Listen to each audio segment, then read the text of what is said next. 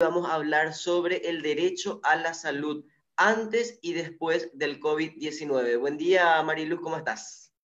Hola Jorge, ¿cómo estás? Encantada de estar con ustedes un día tan especial como el Día por la Salud que conmemoramos y que tenemos que celebrar que estamos vivos, ¿verdad? El gusto es nuestro. Y decime, Mariluz, queremos saber antes que nada para arrancar qué significan estas siglas a la mes, y también te quería pedir para arrancar la entrevista que puedas contextualizar, que puedas decirnos qué significa el derecho a la salud pública. O sea, cuando hablamos de eso, ¿qué implicancia tiene en un Estado y sobre todo con la perspectiva de los derechos humanos? Bueno, ALAMES es la Asociación Latinoamericana de Medicina Social y Salud Colectiva. Fue una asociación que se creó hace 30 años y que está conformada por capítulos por país, es decir, hay ALAMES en prácticamente todos los países de Latinoamérica y también del Caribe. Está conformada fundamentalmente por personas desde la academia, de organizaciones y movimientos sociales, trabajadores de la salud, que sobre todo comparten una serie de principios, que es que la salud es un derecho fundamental, inalienable, y que la relación, el proceso salud-enfermedad es un proceso histórico y que está socialmente determinado. Entonces son principios que nosotros construimos desde esa mirada de salud colectiva y que, bueno, a día de hoy hace que llevemos juntos 30 años. Me preguntás, Jorge, sobre el tema del derecho humano a la salud. Exactamente. Entonces, bueno, te cuento que en esa misma fecha, en 1948, que estamos conmemorando, cuando se crea la Declaración de Derechos Humanos, aparece el derecho humano a la salud contextualizado a nivel internacional, y primero es un concepto que va mutando, va adquiriendo nuevas dimensiones. En principio fue con una figura muy biomédica, que quiere decir una mirada de lo individual, de lo físico, de cómo funciona el cuerpo, de lo anatómico, de todas estas construcciones más médicas, y después va adquiriendo otras dimensiones, que son la psicológica, la histórica, la ambiental, la social, ¿no? Y la Organización Mundial de la Salud finalmente crea una definición que habla sobre que la salud es un estado de bienestar físico, mental y social también, y no solo la ausencia de enfermedad. Y esto es fundamental porque acá lo que se establece cuando se reconoce el derecho humano a la salud es que el Estado tiene un rol protagónico y tiene la obligación explícita de garantizar que se concrete el derecho a la salud.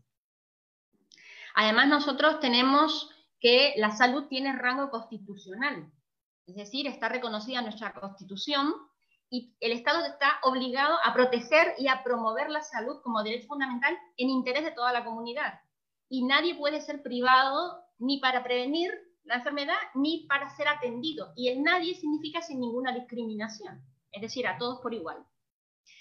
Cuando en 1932 se crea el Sistema Nacional de Salud, también se reconoce la plena vigencia del derecho a la salud y se establece que toda la población tiene que tener derecho a la salud sin ningún tipo de discriminación, es decir, todos por igual. Y el Estado está obligado a crear políticas universales de salud, es decir, para todos con la misma calidad, es decir, integrales. Entonces, cuando estamos hablando de un Estado garante de derechos como el nuestro, del derecho humano a la salud, con todo este profuso marco jurídico, lo que estamos diciendo es que el Estado es responsable por nuestro derecho a la salud, que tiene que crear políticas públicas, que es mucho más que la ausencia de enfermedad, porque tiene que prevenir y tiene que promocionar la salud, y que tiene que ser universal. Y universal quiere decir que todos y todas tengamos acceso a la misma calidad y cantidad en función de lo que necesitamos en salud, tanto para prevenir como para ser atendidos, rehabilitados, etcétera, ¿verdad? Decime, y Y cuando hablamos entonces de salud pública, por lo que acabas de decir, o sea, no quiere decir que esto es solamente para las personas que no tienen la capacidad de pagarse un seguro médico privado en Paraguay. La salud pública entonces es para todos los paraguayos, independientemente, digamos, a sus condiciones socioeconómicas. Exactamente. Eso que estás señalando es fundamental. Este imaginario de que la salud pública es solo para los pobres y los otros tipos de subsectores de la salud privados, etcétera, es para otras clases sociales, es una construcción desde el pensamiento de la desigualdad social. El Estado está obligado a la universalidad, sin entender. El Estado entiende de clases sociales. Quiere decir que tiene que generar condiciones para que las contradicciones, las diferencias, las desigualdades entre esas clases sociales desaparezcan. Entonces, todos y todas tenemos el derecho a recibir la misma calidad de la atención. Todos y todas, no importa la capacidad de pago que se tenga, porque la idea es que la salud sea gratuita porque es un bien público inherente a la propia vida. Entonces, la salud pública no es para los pobres. Y esa conceptualización es una conceptualización del mercado, de la mercantilización de la salud. El que puede pagar accede y el que no, no. En realidad, la salud pública es un concepto muy amplio y ambiguo, pero desde una mirada colectiva, que es la nuestra, la que nosotros defendemos, lo que habla la salud pública es de que se tienen que tener en cuenta los procesos históricos de las poblaciones, de las comunidades, el ambiente, la naturaleza. Sí, y en la práctica, ¿qué tanto es así, Marilu? ¿Cómo está nuestra salud pública en Paraguay? ¿Cómo nos agarra esta pandemia del coronavirus? ¿Cómo la agarra la salud pública paraguaya? ¿Cómo está la salud pública? Bueno, he escuchado en los últimos días en televisión, escuché de todo. Escuché afirmaciones como el sistema está sobreestresado, el sistema está al borde del colapso, el sistema ya estaba colapsado. Entonces, se ponen un montón de calificativos para decir cómo está nuestro sistema de salud pública. Siempre hay que tener un poquito de mirada histórica. También para los que dicen no es momento de mirar atrás sino hacia adelante, siempre hay que mirar atrás. Porque perder la memoria histórica hace que no entendamos las causas de la situación por las que estamos así y tengamos la desgracia de volver a repetirlas. Entonces yo te voy a decir la mirada histórica del sistema de salud público, algunas cuestiones. Principalmente muertes evitables. Cáncer, tuberculosis, mortalidad materna. Leni Benítez, una niña de 15 años que falleció en el 2014 porque no tuvo acceso al Instituto de Previsión Social, su familia no estaba dentro de los trabajadores formales asalariados que tienen acceso al IPS, y murió por falta de un trasplante de médula ósea, cuando en el país se estaban realizando ese año, en el 2014 se hicieron 16 operaciones en el IPS, pero ella no pudo acceder. Eso forma parte del sistema de salud. Tenemos una niña que falleció el 16 de marzo del 2020, ahora, ¿no? Mirando esa, falleció con 8 años, no tenía coronavirus, tenía un problema gastrointestinal que hizo falla orgánica, no pudo acceder a terapia intensiva. Tenemos 400 muertes de mujeres por año por cánceres, cáncer de mama, cáncer de cuello uterino, que son prevenibles y con prevención secundaria, es decir, una vez que se diagnostica a tiempo, es curable. Pero tuvimos entre el 2016 y 2017 12 suicidios de profesionales de blanco, que habla de la precarización del personal de salud, de las condiciones en las que desarrollan su trabajo, de la falta de insumos, de desabastecimientos, de hacer frente a una población que demanda una salud a la que ellos no pueden hacer frente. La falta de cuidado de su salud mental. Entonces, si me preguntas cómo está el sistema de salud público en Paraguay, te digo, está con baja inversión en promoción y prevención, promoción de la salud y prevención de enfermedades, escasísima inversión en investigación para no depender tanto de lo foráneo, tenemos problemas de infraestructura, pero también de mantenimiento de la tecnología. Se compran máquinas, incluso a veces con apoyo de Itaipú, etcétera, tecnología para atender, y luego no se hace mantenimiento y no se puede utilizar, o no hay personal preparado para hacer. Hay fragmentación y segmentación dentro del sistema de salud, que es algo que se habla mucho, muchos subsectores funcionan descoordinadamente, la población está segmentada, los trabajadores por un lado, los trabajadores informales por el otro, el 70% de la población es atendida por el Ministerio de Salud con su infraestructura, solo por el Ministerio de Salud. Hay algunos logros, la creación en el 2008 de la Estrategia de Atención Primaria, y en general hay muy poca calidad en el gasto, en la inversión pública y mucho desfinanciamiento. Sobre ese mismo punto te quiero preguntar, Mariluz, en cuanto a los recursos económicos, ¿en qué consiste entonces el desfinanciamiento público progresivo en el sistema de salud de Paraguay? No, el desfinanciamiento público progresivo es, bueno, Paraguay es uno de los países de toda la región y del mundo que menos invierte en salud. Invierte aproximadamente entre el 3 y 4% del Producto Interior Bruto, mientras que lo mínimo para decir cubrir las mínimas necesidades de salud sería el 6%. Hay algunos que tienen el 18 y el 20% también del Producto Interior Bruto. Y hay países también como Costa Rica que invierte lo mismo que nosotros, pero tiene muchísimos mejores indicadores de salud, lo que habla de la calidad del gasto o de la inversión. Nosotros produjimos, con el cambio del gobierno en el 2008, entre el 2008 y el 2013 hubo un incremento paulatino en el gasto público, en la inversión en salud. Eso se estanca a partir del 2013. Y en los últimos 5 años se produce lo que se conoce como este desfinanciamiento progresivo. ¿Qué quiere decir? Es un elemento fundamental. Es una decisión política deliberada, es decir, es pensada, que es no incrementar la inversión pública. ¿Cómo eso se manifiesta? Se incrementa el monto global, es decir, vos ves la curva y hay un incremento, de hecho, entre el 2018 y el 2019 fue del 15%, pero eso ni siquiera cubre para hacer frente ni al crecimiento vegetativo, ni las deudas acumuladas. Lo que decía el otro día la doctora Verónica Serafini cuando decía estamos pagando las utilidades de la deuda. Es decir, no se invierte más, pero es que además hay que pagar las deudas adquiridas en años anteriores, con lo cual hay menos inversión para la infraestructura, para el personal, para la atención, y ni qué decir prevención y promoción, que son casi inexistentes. Entonces, a pesar de que nosotros vemos que el presupuesto crece muy poco e incluso se puede invertir menos en salud. ¿Qué se siente? ¿Qué siente la población?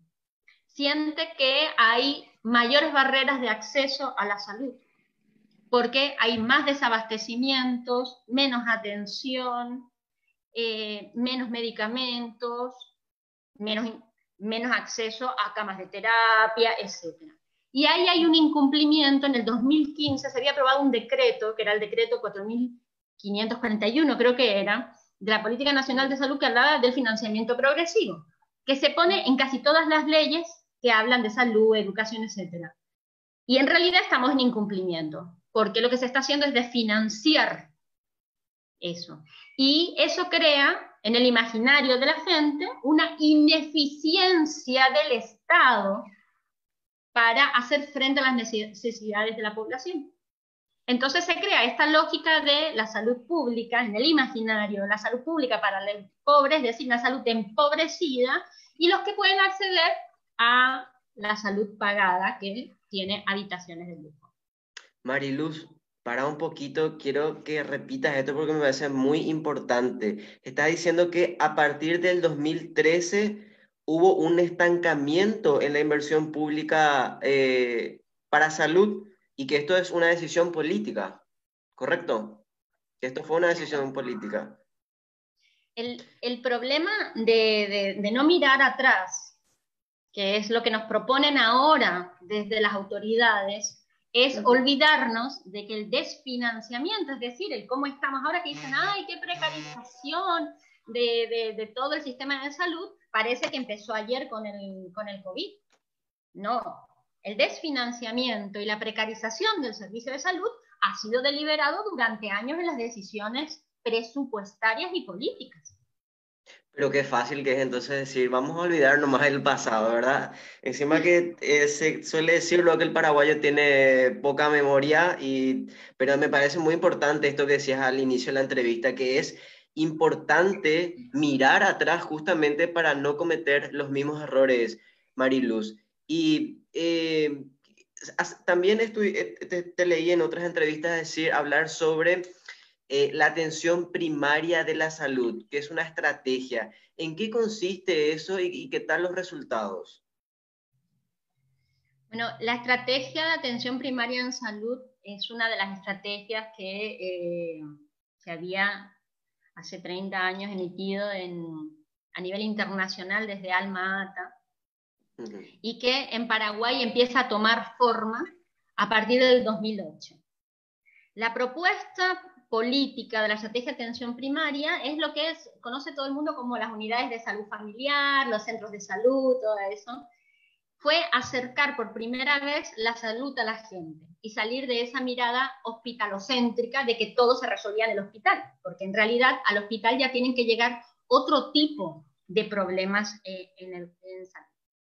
Entonces, en el 2008 la propuesta fue acercar la salud, es decir, que por primera vez la salud se fuera hacia la gente, con una mirada territorializada, es decir, con unidades de salud familiar conformadas por equipos que conocieran a su población. Y ahí se conocen lo que se llaman como las morbilidades, es decir, las enfermedades que tiene su propia población, porque hay muchas personas que no pueden salir de sus casas o que necesitan medicaciones especializadas, y desde las unidades de salud familiar eso se provee con los promotores de salud. Pero además de acercar la salud a la gente, como ustedes saben, los equipos de salud de familia están compuestos por una médico, un personal de enfermería auxiliar y 3 a 5 promotores de salud, que son los que salen a hacer la promoción de la salud y la prevención de la enfermedad, ¿no?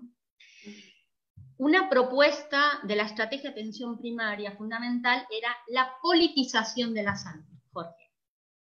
Y esto es llamativo porque es mal entendido. La politización de la salud no es la partidización de la salud. Todos y todas somos personas políticas. Politizar la salud significaba empoderar a la población con respecto a su salud, la de su comunidad, es decir, el entorno en el que viven, a través de las estrategias organizativas. Es decir, las unidades de salud familiar tenían y tienen que contribuir a que la propia comunidad vele por la salud comunitaria. Esa mirada de la perspectiva comunitaria que te hablaba de que la salud no es una cuestión individual, no es solo de una persona, es de todo el entorno, es de cómo convivimos, de nuestros nexos. Eso se fue perdiendo. ¿Por qué se fue perdiendo? Con la desfinanciación vino que los equipos de salud de la familia empezaron a verse mermados. No tenían los médicos y médicas, no tenían suficientes promotores, promotoras. Entonces las unidades de salud familiar se vieron abocadas a quitar esa mirada de prevención y la promoción, a salir menos y a enfocarse mucho en la atención.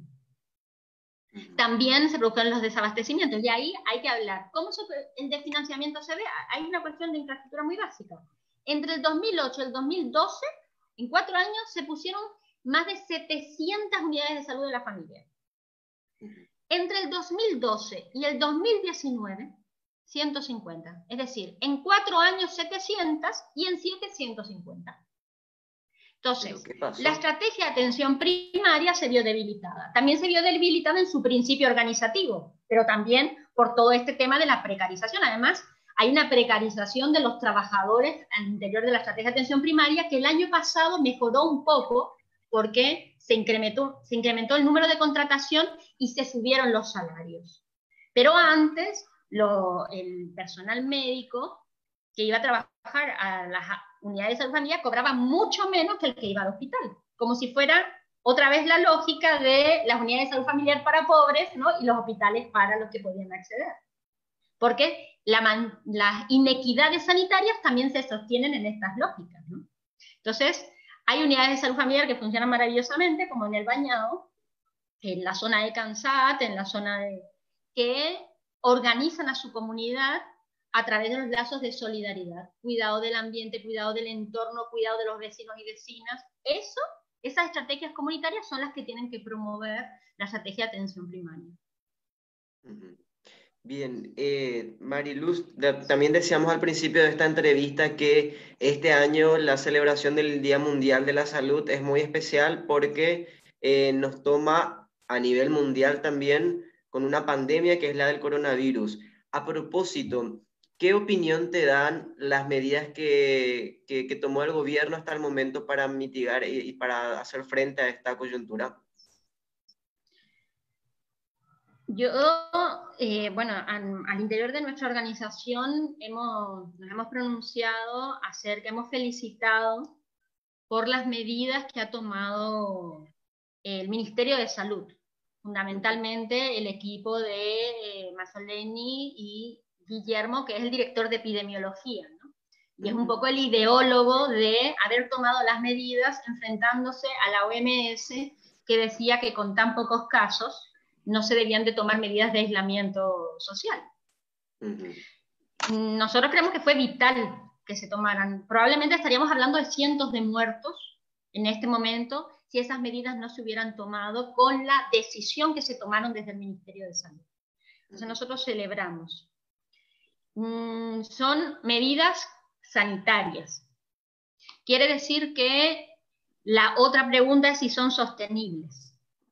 El aislamiento. Tenemos un sistema de protección social también muy débil, casi inexistente en algunos casos, y la medida de aislamiento total no es sostenible en el tiempo porque la gente está pasando hambre. Pasa hambre, hay falta de agua en muchas casas, hay gente que vive hacinada en una sola pieza, le estás pidiendo que vivan en hacinamiento total a personas que están entre 10 en una misma habitación.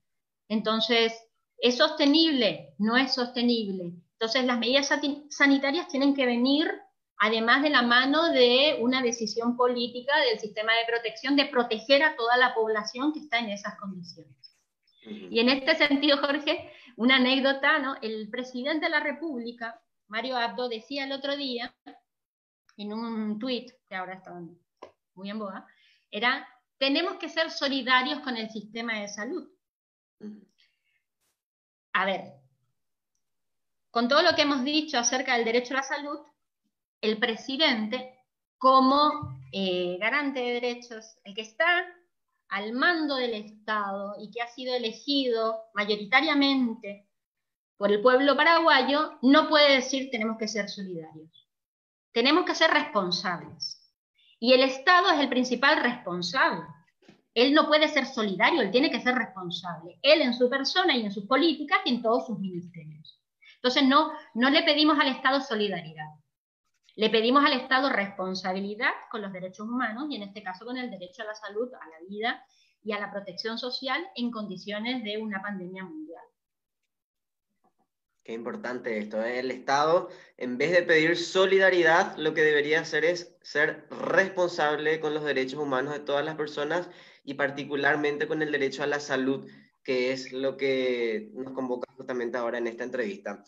Mariluz, también quería decirte que estuve leyendo el comunicado, el pronunciamiento que lanzó Alames a finales de marzo y me llamó la atención una frase, te quiero pedir que te explayes un poquito en esto.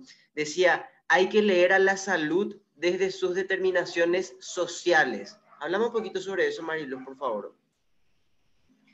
Bueno, desde la medicina social y la salud colectiva,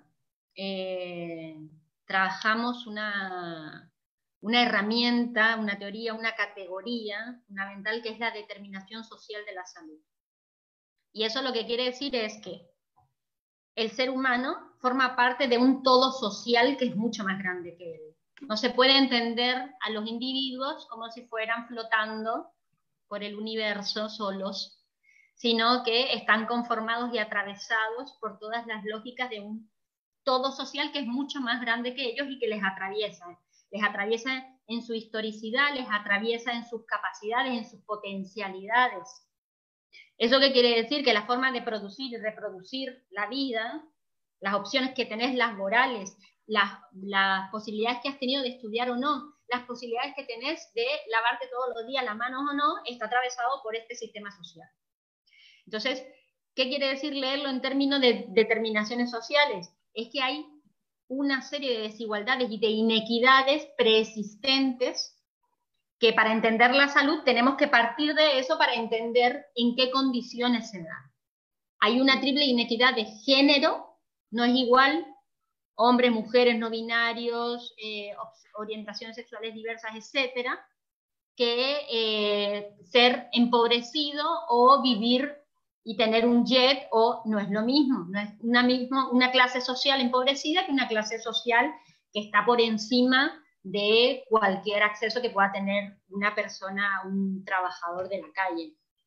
Y por otro, no es lo mismo ser indígena en Paraguay y vivir hacinado en Luque que un indígena en otro lugar o que una persona en el Yat. Entonces, esa triple inequidad existe. Entonces, si queremos leer la salud, tenemos que leerlo desde esa preexistencia de desigualdades que nos hacen que la salud parta de diferenciaciones que hay que tener en cuenta. Entonces, para entender qué es la determinación social de la salud, es cuando la vida, la enfermedad y la muerte no significa lo mismo para todas las personas. Correcto. Y sobre ese punto, Mariluz, vos hablas en términos hablas de los empobrecidos, no de los pobres, no son pobres, son empobrecidos, ¿verdad? Y así también podemos decir que dentro de la población paraguaya hay sectores más vulnerables, pero no es que son vulnerables, son vulnerabilizados, ¿verdad? Entonces, esos sectores, como bien lo mencionaba, por ejemplo, la población indígena, la población LGTBI, que a veces tiene más dificultad para acceder a los sistemas de salud, los campesinos, la población penitenciaria, esos son poblaciones que corren más riesgos ante el COVID-19. ¿Te parece que deberían existir orientaciones especiales para ellos y ellas? Orientaciones especiales, Orientaciones protocolos específicas, sí. diferenciados, sí, absolutamente, Jorge. Me parece, no solo no podemos hacer frente a la epidemia como si todos los sectores fueran iguales y partieran de las mismas condiciones, por esas determinaciones sociales que hablamos. Pero además tenemos que tener en cuenta las condiciones de estas poblaciones específicas de las que vos hablas. Por ejemplo, el hacinamiento que existe en Tacumbú, que tiene, por ejemplo, una de las tasas más altas de tuberculosis, que le llaman una de las enfermedades de la pobreza, que tiene que ver con las condiciones de infraestructura, con la falta de agua, con el hacinamiento. La entrada del COVID ahí sería una cosa realmente alarmante, triste, injusta. Entonces no es solo cómo evitar que entre, sino partir de que estamos hablando de una población que vive hacinada, sin agua y en condiciones infrahumanas en muchos casos. La misma cosa ocurre en el caso de campesinos y campesinas, pero tiene que ver con que la descentralización del sistema de salud nunca se consiguió y existen inequidades sanitarias y desigualdades según las zonas en las que se vivan. No tenemos el mismo acceso en unos lugares que en otros. Entonces, si un campesino o campesina acá enferma, vamos a tener dificultades de atención muy graves. Y para los indígenas la misma cosa. También la tuberculosis es una de las enfermedades que más afecta a los indígenas, que es una enfermedad de la pobreza por las condiciones. Entonces, por supuesto que hay que tener protocolos y no de atención, de prevención, es decir, cómo les cuidamos antes de que la enfermedad entre. Y para eso hay que garantizar agua, comida y condiciones mínimas para que tengan las defensas altas y sus sistemas inmunológicos puedan hacer frente a la enfermedad y sea lo más leve posible en caso de contagio. Para eso es importante la mirada desde las organizaciones sociales que están en contacto directo de trabajo con estas poblaciones empobrecidas y vulnerabilizadas. Es importante entonces que la salud pública se ponga en contacto con estas organizaciones que conocen muchas veces más de cerca la realidad de estas poblaciones, reiteramos, vulnerabilizadas.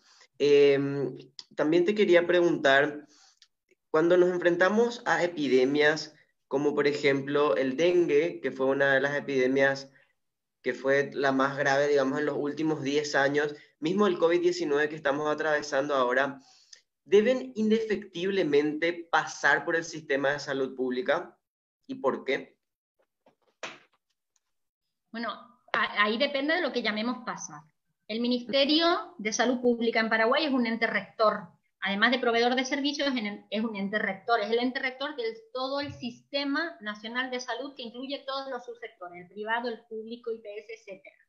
Entonces, como ente rector, pasar significa que sí o sí tiene que bajar los protocolos que todo el sistema debe de cumplir, incluido el subsector privado.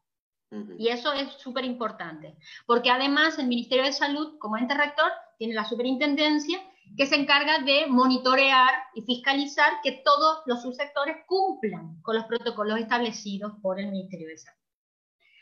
Lo cierto es que con la epidemia de dengue, hasta este año, que ha sido la más grande de los últimos 20 años, no se consiguió que los subsectores privados se hicieran cargo de la población que tenía dengue, ni siquiera de los que tenían el seguro privado.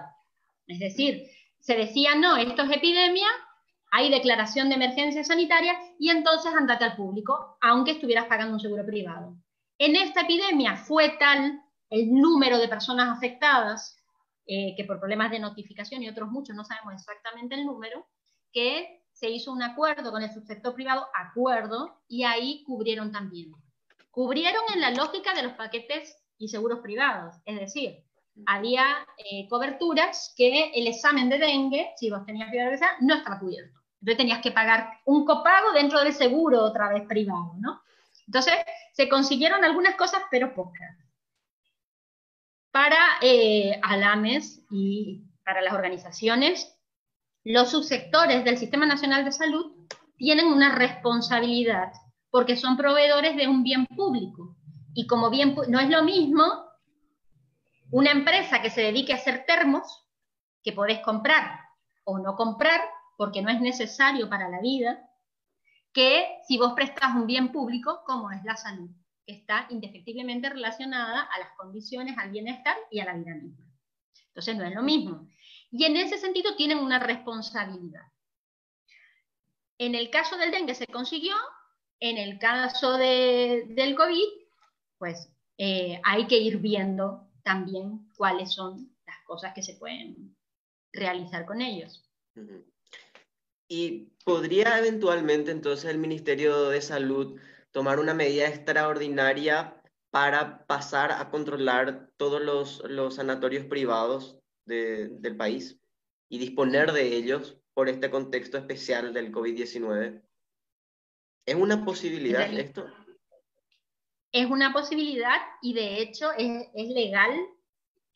El Código Sanitario, creo que es en el artículo 13, dispone que cuando se producen epidemias, catástrofes, etc., el Poder Ejecutivo puede declarar emergencia sanitaria y en ese marco puede exigir acciones específicas, extraordinarias en el sector privado y en el público.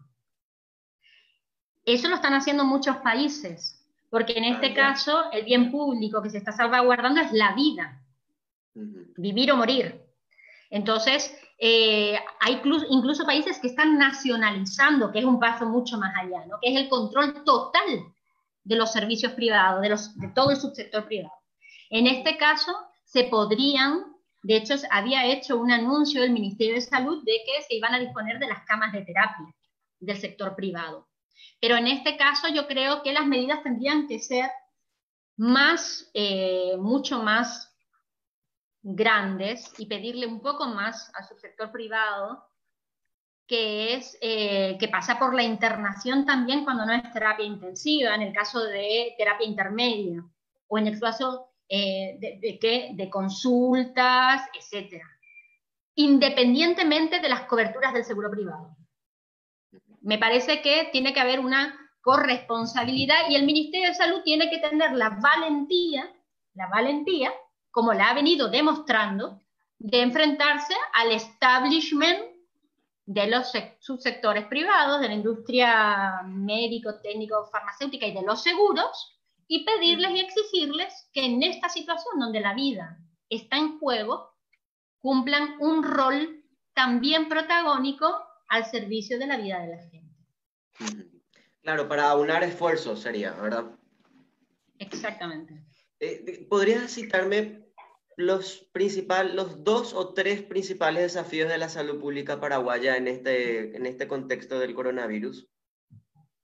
Bueno, pues en esto que me preguntabas, que el Código Sanitario además nos permite, ¿no? De esta situación extraordinaria de epidemia nacional y de pandemia mundial, pues armonizar los subsectores dentro del Sistema Nacional de Salud, público, privado, mixto, etcétera, y no solo ordenar los servicios, sino armonizar, para que se eliminen las desigualdades en el acceso de toda la población, sea de cualquier subsector, y que se preste la cantidad y la calidad de la salud que se necesita y se requiere. La otra cosa es que hay que incrementar, se está haciendo muy buena campaña comunicacional, pero hay que extremar los esfuerzos en este momento, que además la gente está en casa y tiene acceso, o sea, le llegan las informaciones por WhatsApp, etcétera, de no solo la situación de muertes, de nuevos enfermos, etcétera, sino de cómo prevenir la propia enfermedad, que pasa también por incrementar las defensas, por los apoyos comunitarios en caso de que una persona no pueda, sea mayor de edad y no pueda salir de casa, cómo organizarnos comunitariamente para llevarle comida, si hay enfermos, cómo cuidarles entre toda la comunidad, es decir, incrementar la campaña comunicacional desde un sentido de la responsabilidad comunitaria también. Tenemos el desafío dentro del sistema de salud pública es evitar la discriminación y el estigma. Si algo nos enseñó la epidemia del VIH-Sida es que el estigma y la discriminación solo sirve para generar violencia social, en ningún caso para disminuir la epidemia. Entonces, estos actores que salen a decir que quieren conocer prácticamente quiénes son las personas, ubicar las casas, como si las personas fueran enfermedades, hay que recordarles que las personas son personas y tienen derechos. Y uno de los derechos de la salud es a la confidencialidad. Entonces, desde el Ministerio de Salud, uno de los desafíos es promover la no discriminación a ningún enfermo y por ningún motivo, y sobre todo parar cualquier tipo de violencia social en ese sentido. Otro desafío importante es que no solo tenemos COVID en el país. El sistema de salud tiene que seguir respondiendo al dengue, que todavía sigue, a pesar de que la epidemia menguó muchísimo, pero también aquí tenemos mujeres en gestación que tienen que tener partos seguros, no infectarse como está pasando en otros países durante el parto del COVID, que puede poner en peligro su vida o puede dificultar, etcétera. Y otra de las cosas fundamentales es cuidar al personal de salud, pero no solo como se está poniendo de darles mascarillas y bioseguridad. La salud mental de nuestro personal de salud, esas personas que nos tienen que cuidar a nosotros y que están recibiendo discriminación en otros países, por favor, abracemos con la vida, con los mensajes de amor, cuidémosles. Ellos están cuidándonos a nosotros y nosotros les debemos eso. Pero es que el Ministerio de Salud tiene el desafío de evitar la discriminación al personal de salud y también cuidar de su salud mental y no solo del cuidado de lo físico para evitar el contagio. Bueno, algunos de los desafíos, Jorge, creo que tenemos más, pero bueno. Que sí, por eso te dije 2 o 3. Bien, también decirte, Marilu, que estuve leyendo el informe de CODEUPI sobre los derechos humanos, un informe en el que, por cierto, también colabora Alames, ¿no es cierto? Y en estos materiales, en los últimos 3 años, hay un dato que llama mucho la atención, y es que dice CODEUPI, Paraguay está caminando hacia la privatización del sistema de salud, mencionando el modelo de cobertura universal de salud. ¿Esto es así, Marilu? ¿Por qué? ¿Qué significa que estemos caminando hacia la privatización del sistema de salud, por una parte? ¿Y acaso el acceso a universal y la cobertura no son lo deseado?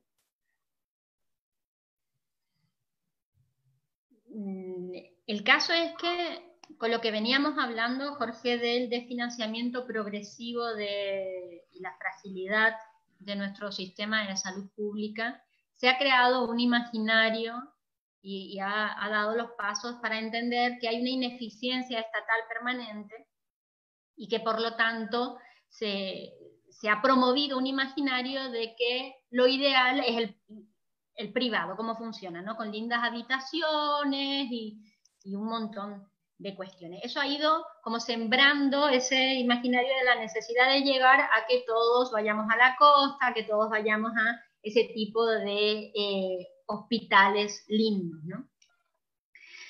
¿Cómo el acceso y la cobertura universal puede ser no algo deseado? No, es algo deseado.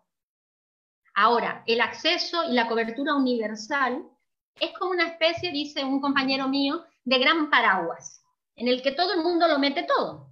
Es decir, podemos hablar acá de cobertura universal en Paraguay y podemos hablar de cobertura universal en España y también en Estados Unidos. ¿Qué es la cobertura universal, no? Y ahí es el contenido que le damos a las palabras, el contenido, la semántica es lo que hace la diferencia.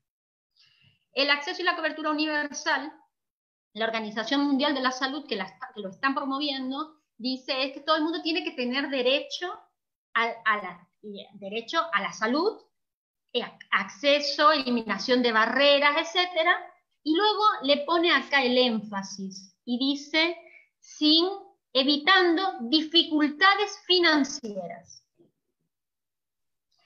¿Cuál es el cambio que se produce en esta definición que antes no existía con respecto a lo que era el acceso y la cobertura universal?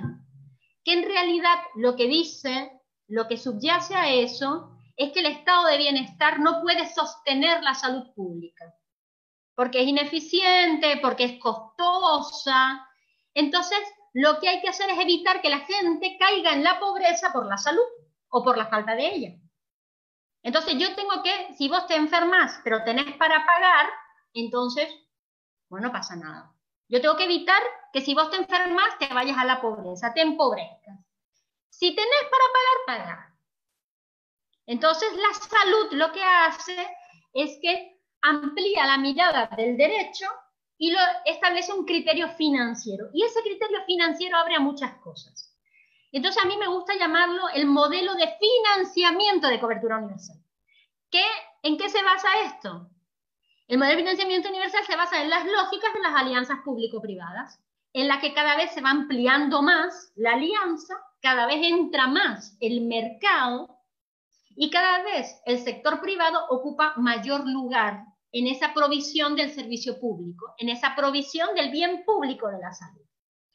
Con esto que ha venido en todos los países, un achicamiento del Estado, que ya se producía en la ola de los 90 neoliberal, ¿no? En nombre del ordenamiento estatal. Y lo que hace es, fundamentalmente, separa la rectoría de la provisión del servicio. Entonces la rectoría se fortalece de parte del ministerio y la provisión de servicio queda sobre todo de la mano de aseguradoras, hospitales privados, etc. Entonces empiezan a crearse seguros. Y ahí tenemos muchos ejemplos. Tenemos México, que creó el seguro popular, que era un seguro empobrecido para empobrecidos, ¿no? Donde había distintas categorías de salud. Tenemos Colombia, con más de 30 años de modelo de financiamiento de cobertura universal, con un sistema de salud destrozado en términos de lo público. Todo está dentro del sector privado, que no está pudiendo, debido a esa fragmentación y a esa privatización, hacerle frente a la pandemia. El otro modelo es Estados Unidos. Tiene el gasto de 18% de su PIB, o sea, altísimo gasto tiene costo de la salud, pero todo en términos privados. Sin embargo, la pandemia está por superar, la epidemia está por superar a todos los otros países. No ha podido hacerle frente y de hecho la gente no puede acceder. Entonces, ¿cuál es la lógica de la cobertura? El modelo de financiamiento de la cobertura universal es crear seguros con coberturas según la capacidad de pago. Si los pobres no pueden pagar, se crea un seguro para pobres, que se haría cargo el Estado. Y los otros, el privado. ¿Qué pasa con estas lógicas? Se fragmenta más el sistema, pero se ordena. Se ordena todo. ¿Qué se establece con esto? Criterios de ciudadanos de primera, de segunda, de tercera, con lógicas de salud empobrecida para empobrecidos y de otro tipo de salud para ellos. Se mercantiliza la salud, se le da un valor financiero a eso. Esa es la lógica que han seguido muchos países. Los países que han seguido los modelos de financiamiento, que han financiarizado la salud, ahora son los que no están pudiendo responder a esta situación de epidemia y están pidiendo el fortalecimiento de lo público. Entonces, por eso. Y nosotros estábamos construyendo eso. Pero entonces se puede afirmar que Paraguay también está caminando hacia la privatización del sistema de salud, Mariluz. Nosotros tenemos, desde el gobierno de Horacio Cartes, se promovió, o sea, se hizo público que se estaba empezando una reforma del sistema de salud, de todo el sistema de salud, estructural, con la lógica del modelo de financiamiento de cobertura universal. Y esa privatización, algunos la llaman privatización encubierta, otros lo llaman privatización, porque en realidad es esa lógica de mercados y coberturas, se ha empezado a realizar desde esa época y ahora tiene un grupo de trabajo dentro del Ministerio de Salud, que es del Banco Mundial, con expertos del Banco Mundial, pagados por el Banco Mundial, y que están generando este proceso de reforma estructural del Ministerio. Esto es público, es de público conocimiento. De hecho, esto iba a venir apoyado por un crédito que todavía no pasó por el Congreso, que ya fue aprobado por el Banco Mundial, pero no por el Congreso, para hacer un fortalecimiento de la estrategia de atención primaria, pero con la lógica ya del modelo de financiamiento de cobertura universal. Uno de los pasos que se dio fue, desde los expertos del Banco Mundial y pagados por el Banco Mundial, es ver cuánto cuesta cada enfermedad. Es decir, si una persona tiene tuberculosis, desde la prevención hasta la rehabilitación, ¿cuánto cuesta? Para entender cuánto sería la cobertura de la tuberculosis. Entonces, ¿qué se va a hacer en estas lógicas? La idea es priorizar líneas de cuidado, que le llaman, que es priorizar enfermedades, y unas serán cubiertas por la salud pública y otras no. Entonces ahí, más o menos, que tenemos que pedir a lo divino, a lo universal, que nos caiga la enfermedad que esté cubierta, pensando que la salud son enfermedades y ausencia de enfermedades, ¿no? Entonces, sí, caminábamos hasta el COVID. De hecho, se dio uno de los pasos, que era el ordenamiento del Ministerio de Salud, que ya empezó a ordenarse para separar la rectoría de la provisión de servicios.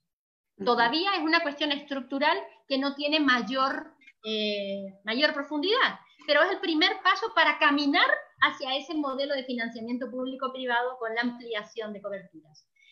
Y cierro con esto esta idea, Jorge, para que se entienda. La cobertura universal universaliza coberturas, no universaliza el derecho. Es decir, ¿qué quiere decir eso? Que yo te voy a decir que te cubro, por ejemplo, te voy a cubrir la tuberculosis como enfermedad. Entonces yo te cubro todo lo que está en este paquete de la tuberculosis. Entonces eso es para todos los paraguayos y paraguayas. La tuberculosis está cubierta, entonces yo universalizo la cobertura de la enfermedad sobre tuberculosis. Si tenés otra enfermedad que no está cubierta, como pasa en el privado, una operación de X, una operación de ovario, no sé qué, entonces no está cubierto. Entonces, cuando hablamos de cobertura universal dentro de este modelo de financiamiento, no universalizamos el derecho a la salud, universalizamos la cobertura. Y esa definición es importante porque estamos escuchando a muchos actores hablar sobre la cobertura universal. Y hay que profundizar porque no significa para todos lo mismo. Entonces hay que darle el contenido a las palabras que estamos utilizando. Y para eso es importante estos espacios, para irle dando ese contenido. Mariluz, ¿qué significan los llamados gastos de bolsillo? Bueno, ese ha sido el caballito de batalla a nivel mundial para instalar este tema del modelo de financiamiento cobertura universal. El gasto de bolsillo lo que dice es, a ver, ¿cuáles son los copagos? Lo que yo gasto cuando me enfermo. Y digo, bueno, pues si tengo que pagar la consulta, eso es un gasto de bolsillo. Si tengo que pagar la internación, es gasto de bolsillo. Si tengo que pagar los medicamentos, es gasto de bolsillo. Si tengo que pagar la ambulancia, es gasto de bolsillo. Entonces lo que se establece es cuáles son los copagos que se tienen cuando uno tiene una enfermedad. Ese es el gasto de bolsillo. Entonces, si yo me enfermo y no hay antibióticos en el hospital de clínica y pago mis antibióticos, eso sería el gasto de bolsillo que hice para cubrirme de X enfermedad en caso de una internación, por ejemplo. Bien. Sí, decime, Jorge. No, cerrá la idea si te faltó, discúlpame. No, quiere decir que este es bueno, ese y una cosa que se llama el gasto catastrófico, que también es cuando ese gasto de bolsillo llega a superar el 30-40%, según el país en donde se establezca, de la capacidad del hogar, es decir, de todo el hogar. Si es más del 30-40% del peso económico para una familia, ya se considera gasto catastrófico, porque en ese caso es cuando la salud y la atención a la enfermedad te llevan a casos de empobrecimiento, por ejemplo. Ya. Bien importante entonces eso, la diferencia entre los gastos de bolsillo y el gasto catastrófico. Otra pregunta, Mariluz, ¿se pueden hacer esfuerzos a nivel Latinoamérica para enfrentar esta pandemia del COVID-19? Estuve viendo algunos esfuerzos en Europa, por ejemplo, Alemania, vi que preparó un avión en el que están transportando pacientes desde Italia hasta Alemania, y así pequeñas colaboraciones en Europa. Y en Latinoamérica se pueden tomar medidas consensuadas, aunando esfuerzos para hacer frente a esta pandemia. Sobre todo, esto es muy importante, considero yo, porque, bueno, al lado nuestro le tenemos a Brasil, por ejemplo, que tiene una cantidad de habitantes muchísimo, impresionantemente superior a la de Paraguay, y pareciera ser que las medidas que están tomando en Brasil no están muy en la línea que las medidas que se están tomando en Paraguay, y esto nos podría afectar a nosotros. Por eso te pregunto si es que, ¿qué se puede hacer para, digamos, consensuar medidas y aunar esfuerzos a nivel Latinoamérica? Nosotros hemos tenido, Jorge, momentos en los que la cooperación en salud ha sido muy positiva. O sea, tenemos experiencias previas. Se había creado en la UNASUR lo que fue el Instituto Suramericano de Gobierno en Salud, que lo que pretendía era, desde una mirada de solidaridad transfronteriza, es decir, sin fronteras, desde los gobiernos del sur latinoamericano, es incrementar las capacidades, tanto de infraestructura de todos los países como de investigación, acceso a medicamentos de otros países, etc. Lo que se llamaría la cooperación sur-sur, que es la cooperación horizontal, no es la que te viene de los países ricos, de la OCDE, hacia los países pobres, empobrecidos, que tienen ciertas lógicas de verticalidad y de obligaciones después de cara a estos países, sino desde una mirada de la solidaridad. Con todos los procesos que hemos vivido en nuestros países, este instituto, que había hecho un lindo camino en ese sentido, fue desmantelado y finalmente desapareció este instituto. Tenemos experiencias de solidaridad, fondos rotatorios, etcétera, también con agencias de cooperación que han contribuido a hacer frente a otras epidemias como el VIH, como la tuberculosis, etcétera. ¿Qué pasó con esta epidemia y con esta pandemia mundial? La lógica de los países latinoamericanos fue, la mayoría fue subir las fronteras lo más alto posible, ¿no? Y se tomaron medidas, cada uno la tomó por su lado, sin una lógica de solidaridad. No de lo que me sobra a mí te lo paso a vos para que vos controles tu epidemia acá, o te pongo más barato, te doy acceso, o compramos conjuntamente, o para no competir entre nosotros por insumos, si a mí me sobra personal, yo te lo paso. Ninguna de esas lógicas se tuvo en cuenta. Lo que se hizo fue subir las fronteras muy alto y generar una discriminación xenofóbica, en la que parecía, con la misma lógica que en el interior del país, que la enfermedad era un ecuatoriano. La enfermedad era el ecuatoriano, ese era el problema, ¿no? Entonces, con esa, todos los países viraron a la lógica de que el que venía de fuera era un problema para el país, cuando en realidad el contagio masivo de esta pandemia lo que nos dice es que si hemos globalizado los mercados, también hemos globalizado los problemas. Y también podríamos globalizar las soluciones, pero a partir de criterios de solidaridad, no confiscando respiradores en países más poderosos, ¿no? No mirando solo el beneficio económico de mi población, sino mirando de protegerla, pero también mirando cómo le está afectando a los otros países de alrededor que son más empobrecidos que el mío frente a mis actividades económicas depredadoras. Pero no fue lo que ocurrió. Se puede, por supuesto que se puede, y tenemos experiencias anteriores. Entonces, volvemos a repetir, ¿qué mirada hay que tener? La histórica. ¿Qué funcionó? Volvamos a eso. La discriminación, la xenofobia, la violencia contra el que viene de fuera, eso no va a solucionar esta pandemia. La va a agravar. Y las fronteras, cuanto más altas, más difícil es que llegue la solidaridad transfronteriza. Bien, estoy leyendo algunas, estamos llegando a la parte final de esta entrevista y estoy leyendo que algunos internautas están dejando en los comentarios algunas preguntitas. Te voy a leer una, Marilu, unas cuantas en realidad. Voy a responder brevemente. Dice uno, ¿cómo se puede garantizar la salud pública gratuita universal si siempre dicen que no hay recursos suficientes en el Estado? ¿Es posible hacer un sistema público financiado desde la fiscalidad pública? Ajá. Esa es una pregunta. Si algo nos demuestra la pandemia es que cuando los recursos se necesitan aparecen.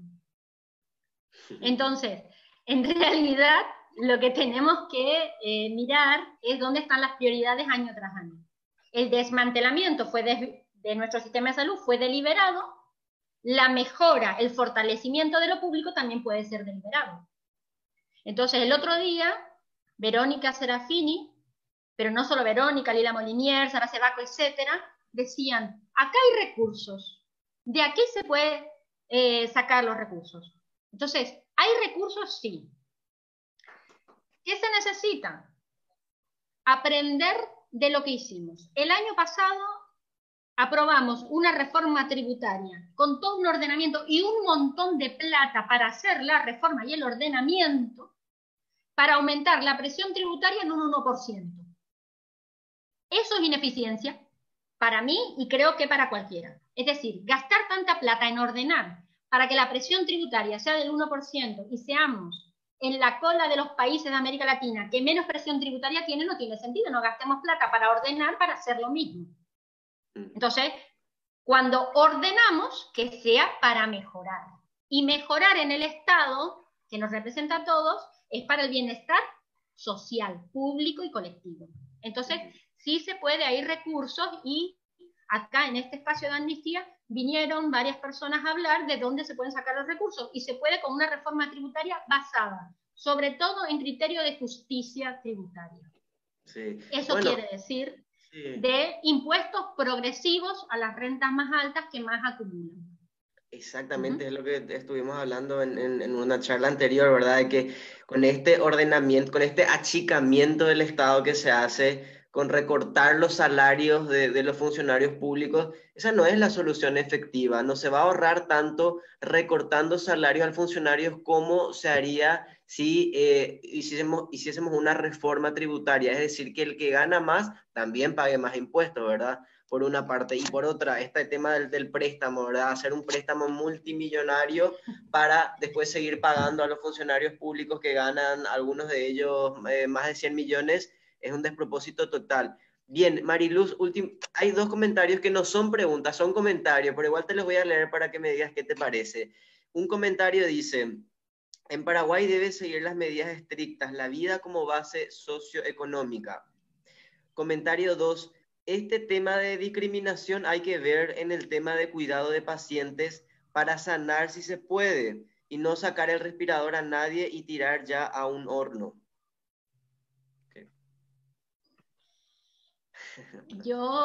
Hay una un comentario sobre eso que le sumo a ese comentario, y es que desde nuestra mirada, ninguna vida, ninguna vale más que otra. Entonces, estamos escuchando cosas que entendemos, se entiende dentro de una lógica sanitarista, acerca de cuántos años te quedan por vivir, que lo estamos viendo en países con estados de bienestar bien asentados históricamente, y están teniendo que elegir en función de edad y en función de enfermedades preexistentes, etc. Desde nuestra visión y desde la mía particular, ninguna vida vale más que otra. Y los adultos mayores, los abuelitos y abuelitas, su vida para mí vale lo mismo que cualquier otra vida, cualquiera. No sé cómo se tiene que hacer, no tengo una solución mágica de si se quita respirador a uno y se pone a otro, no lo sé, esas son decisiones que se toman en otros niveles. Lo que sí sé es que para mí la vida de los abuelos y las abuelas, además, no producen ahora ya, no son productivos, rentables en la lógica del trabajo, del mercado, pero son fundamentales para entender y no perder la memoria histórica y para no repetir los errores que ellos conocen. Entonces, su valor es invaluable. Entonces, entiendo eso, que el comentario, y me sumo a que al dolor, un dolor inmenso que dan hasta ganas de llorar en esa. Sí, a mí me entraron ganas de llorar ahora, te confieso la verdad, porque es tan triste esa situación, ¿verdad? De tener que elegir y, bueno, quien más, quien menos tiene algún pariente, algún abuelo, alguna abuela, y, bueno, me da todo como piel de gallina. Bien, por último, y para cerrar esta conversación y agradecerte además, quería preguntarte algunas recomendaciones específicas desde Alames para hacer frente a esta pandemia del COVID-19 en el contexto local de Paraguay. No, yo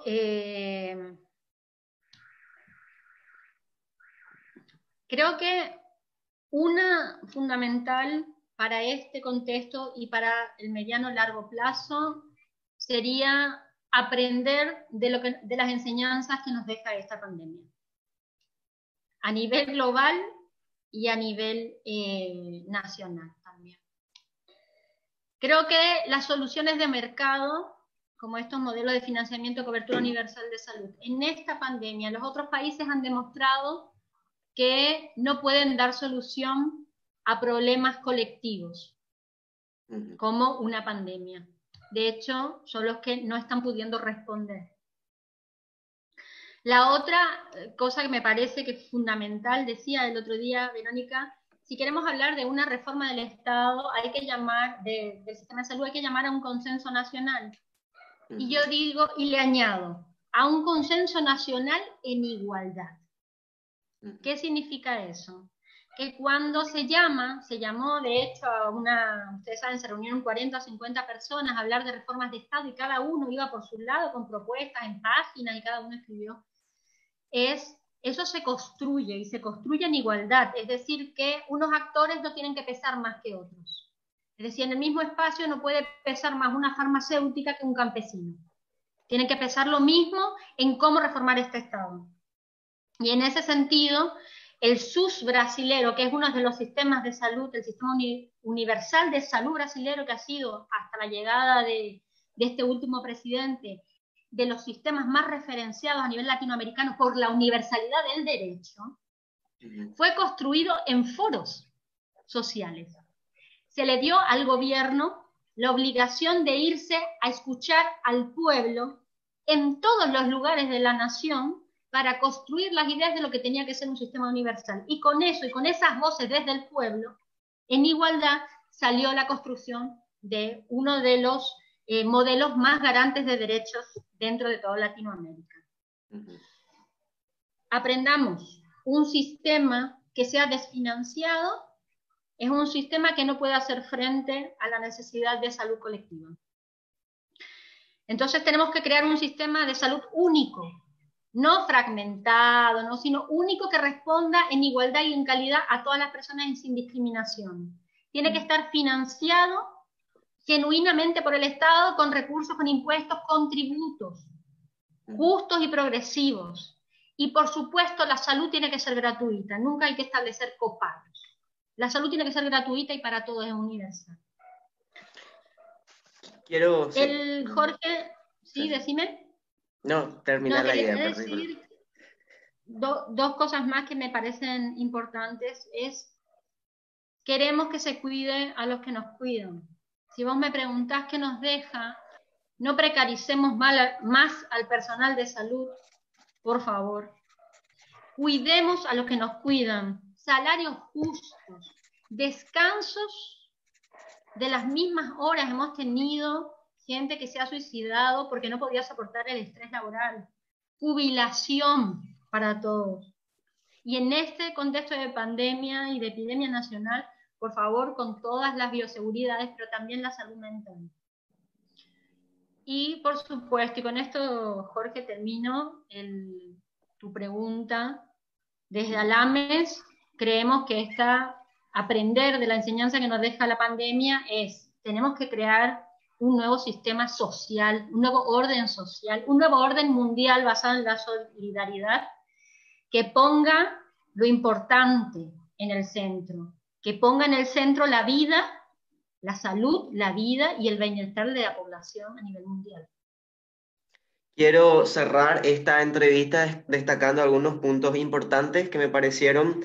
Para empezar esto, siempre hay que mirar atrás para no cometer los mismos errores, pero también para ver lo que ya funcionó, como mencionabas, las alianzas, por ejemplo, a nivel Latinoamérica que funcionaron. Entonces, eso de no vamos a recordar lo que pasó. Sí, es importante mirar atrás para esto, para no repetir errores y para volver a implementar lo que ya funcionó.